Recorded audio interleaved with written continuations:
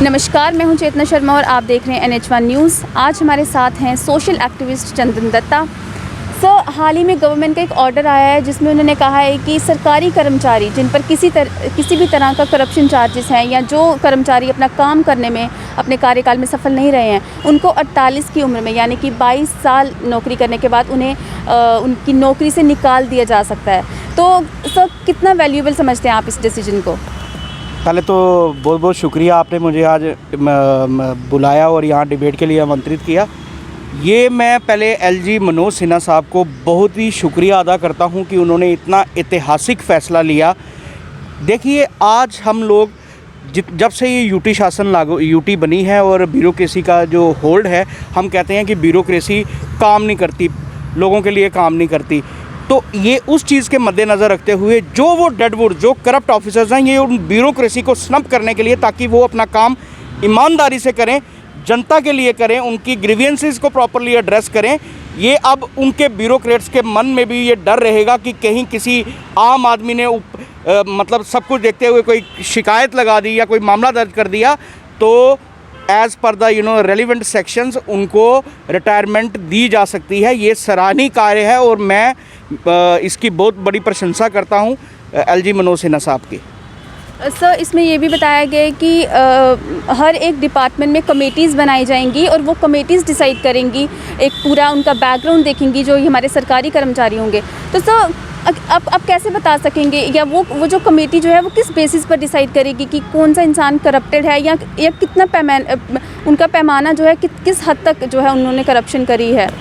देखिए, ये कमेटी होगी या ये डिवीज़न लेवल पे बनेगी, हालांकि मुझे इतना अंदाज़ा नहीं है, बट जो मैं समझता हूँ ये प्रोविंस लेवल पे बनेगी, कश्मीर डिवीज़न में अलग बनेगी, जम्मू में अलग बनेगी। ये कमेटीज़ जैसे कि लेट अस सपोज़ आम आदमी, जैसे आप लोग मीडिया हैं, आप अवेयर हैं, आपको पता है कौन तहसीलदार काम कर रहा है, कौन DC काम कर रहा है, कौन SSP काम कर रहा है, कौन SHO काम कर रहा है, हमें सब मालूम होता है जनता को। Media is very aware, the people are very aware. अब जो कमेटीज़ है, जब उनके पास अब मतलब उनके ऊपर एक हायरार्की आ गई। अगर कोई DC है वो पहले अपनी मनमानी करता था, SHO है, DSP है, वो अपनी मनमानी करेगा, मतलब जनता के खिलाफ भी जा सकता है, उनकी ग्रीवियंसेस के खिलाफ भी जा सकता है। बट अब उनमें भी वो डर आ गया कि नहीं, एक तो एंटी करप्शन जो ब्यूरो बनी है वो आए दिन जो JE हैं, जो AE हैं, आपने देखा होगा डायरेक्टर सोशल वेलफेयर को स्नप कर रहे हैं, वो कर रहे हैं। तो इस तरह की जो एक्टिविटी है, जो कमेटीज़ हैं, ये इनमें मैं समझता हूँ वो जेन्युइन बंदे को ही इन कमेटीज़ का कार्यभार सौंपेंगे और कमेटीज़ जेन्युइन तरीके से लोगों की शिकायतों को एड्रेस करेगी। और जी सर, जैसे आपने भी बोला कि हायरार्की में काम चलता था, जैसे DC है अगर या कोई हायर पोस्ट पे वो अपनी मनमानी करते, तो आपको नहीं लगता कि कमेटी में भी ये लोग ज़्यादातर उन्हीं लोगों को लेंगे जो हायर पोस्ट पे होंगे? तो फिर आप किस तरह से कहेंगे कि करप्शन जो है यहाँ पर ख़त्म हो सकती है, या जेन्युइन लोगों को या जो लोग उसके हकदार हैं, जो करप्टेड हैं, उन्हीं को ये लोग चुनेंगे? क्योंकि उस कमेटी में ही अगर कोई करप्टेड इंसान है उस कमेटी में ही, तो किस तरह से फैसला सही हो सकता है? देखिए, कमेटीज़ तो पहले भी बहुत सारी बड़ी हैं, जैसे कोई भी किसी को मतलब कमेटीज़ तो पहले भी हैं, बट अब वो देखना है कि वो जो आला अफसरान, जो अब ये मनोज सिन्हा जी के ऊपर है, गवर्नर साहब, जैसे कि आपने देखा होगा, एक पंकज शर्मा जी, उन्होंने अपने लेफ्टिनेंट गवर्नर सेक्रेटरीट में ऑफिसर्स लगाए हैं and he has taken interviews of 5 KS officers.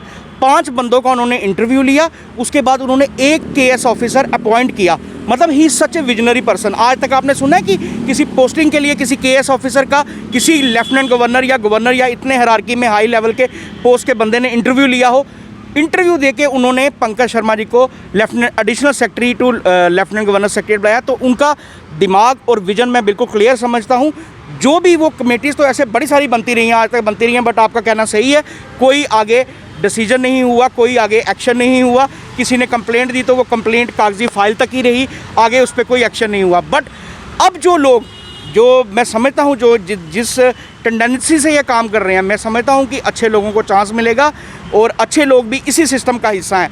अगर बुरे लोग हैं जो जनता की बातें नहीं सुनते या करप्शन करते हैं, वो करते हैं, तो इस सिस्टम में बहुत सारे ऑनेस्ट ऑफिसर्स भी हैं जो दिन रात मेहनत करके इस जनता की प्रॉब्लम्स को सॉल्व करते हैं। तो उन्हीं लोगों को इस कमेटी का हिस्सा बनाया जाए। मैं लेफ्टिनेंट गवर्नर साहब से आपके चैनल के माध्यम से अपील करता हूँ और बड़ी जल्दी हमें ट्रांसपेरेंसी सिस्टम में देखने को मिलेगी। जी सर, तो ऐसा भी तो हो सकता है कि पर्सनल ग्रजेस निकाली जाएं कि क्योंकि जो ईमानदार इंसान होता है उसके विरुद्ध ज़्यादा लोग खड़े होते हैं, क्योंकि एक जो करप्टेड इंसान है वो तो ईमानदार इंसान की कभी भी उसका फेवर नहीं करेगा। जी, जी। तो आपको नहीं लगता कि इस पर भी बहुत से मुद्दे जो हैं वो सामने आ सकते हैं? बिल्कुल, मुद्दे आने भी चाहिए। अभी हाल ही में एक मुद्दा आपने देखा होगा तहसीलदार रविशंकर जी का, उनको एक हायर ऑफिसर्स ने उनको उनकी ईमानदारी के लिए उनको अटैच कर दिया था, और ये बड़ा सारा मुद्दा आप मीडिया में भी हाइक हुआ, सब जगह हाइक हुआ। लोगों ने हर जगह जम्मू के खिते में उसके खिलाफ प्रोटेस्ट किया। अब ऐसे लोगों के लिए अब वो कमेटी में वो भी जिस ऑफिसर ने उनके खिलाफ एक्शन लिया वो भी सीनियर आईएएस ऑफिसर्स थे। अब जो कमेटी में होंगे वो भी आईएएस ऑफिसर्स होंगे, वो देखेंगे उसके वर्क को कि क्या है, ये जेन्युइन है कि नहीं। तो ये सारा एक डिपेंड करता है, एक सिस्टम को रिफ़ाइन करने के लिए ये इनिशिएटिव लिया गया है, और मैं इसकी बड़ी ये चाहिए, आज की डेट में चाहिए, क्योंकि ये जो आप देख रहे हैं ना, जब इंसान एक रिटायरमेंट की एज में पहुंचता है ना 60 साल की उम्र में, आप देख ही लो करप्शन कितनी हो रही है। हम ही कहते हैं कि देखो जी ब्यूरोक्रेट्स बात नहीं सुनते, हमारा काम नहीं हो रहा, ये नहीं हो रहा। अब जब गवर्नमेंट ऐसे अच्छे स्टेप्स ले रही है तो we should appreciate this thing, you know, in service to the people and in service to mankind. हमें लोगों को ये समझना चाहिए कि अब ब्यूरोक्रेसी के ऊपर भी चेकिंग आ गई है, वो चेक अब लेफ्टिनेंट गवर्नर डायरेक्ट हैंडल करेंगे। This is a beautiful thing. तो आप कह रहे हैं कि अब करप्शन जो है वो पूरी तरह से ख़त्म होने के चांसेस हैं, और जो हमारी जनता के जो काम हैं, जो लोग, जो सरकारी कर्मचारी वो नाकामयाब रहे जनता के काम करने के लिए, तो वो अब पॉसिबल हो सकता है? नहीं, मैं ये नहीं कह रहा हूँ कि करप्शन पूरी तरह से इससे ख़त्म होगी। देखिए, कुछ हद तक रिड्यूस होगी, एकदम से करप्शन ख़त्म नहीं हो सकती। ऐसे करप्ट हर एक इंसान, मतलब हमने अपने दिल में प्रण लेना है, बट ऐसे डिसीजन, जब एक डिसीजंस लिए जाते हैं तो ये एक रिमार्केबल डिसीजन है। मैं समझता हूँ इससे जो करप्शन है उसको काफ़ी हद तक एक झटका लगेगा, और लोगों को, उन ब्यूरोक्रेट्स, उन ऑफिसर्स जो कि ऐसे सिक माइंडेड अप्रोच के होते हैं, उनको एक डर रहेगा कि अब नहीं, अब है, सुनवाई हो सकती है।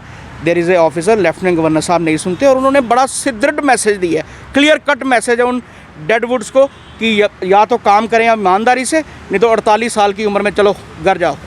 क्योंकि जब ये 55 साल के हो जाते हैं, 50 साल के ऊपर जाते हैं, इनका काम ही यही है, करप्शन करना, घर भरना। आप देख लो क्या हुआ है, सड़कें बनी हैं, वो बना है, इतना कुछ, मतलब डेवलपमेंट के आप हम ही इल्ज़ाम लगाते हैं ना, देखो जी पैसे खा गए, एक्सीएन खा गया, चीफ इंजीनियर खा गया, फलाना खा गया। तो अब जब ऐसी सिस्टम में बदलाव आ रहा है तो हमें इस चीज़ का वेलकम करना चाहिए। एकदम से ख़त्म नहीं होगी, बट हाँ, ऐसा ऐसा इम्पैक्ट पड़ेगा, और ये एक उस ख़त्म करने की दिशा में पहला कदम रखा है एलजी साहब ने। मैं बहुत बड़ा इनको बधाई का पात्र मानता हूँ, उनको दिल से शुक्रिया अदा करता हूँ। Thank you sir. तो हमने बात की यहाँ सोशल एक्टिविस्ट चंदन दत्ता जी से, जिनका कहना है कि एक इनिशिएटिव जो ये गवर्नमेंट की तरफ से लिया गया है, ये बहुत ही सराहनीय डिसीजन है, जो आज तक शायद नहीं लिया गया, और इससे काफ़ी हद तक जो करप्शन है वो ख़त्म होने के चांसेस है, और आम जनता को इससे काफ़ी फ़ायदा होने वाला है।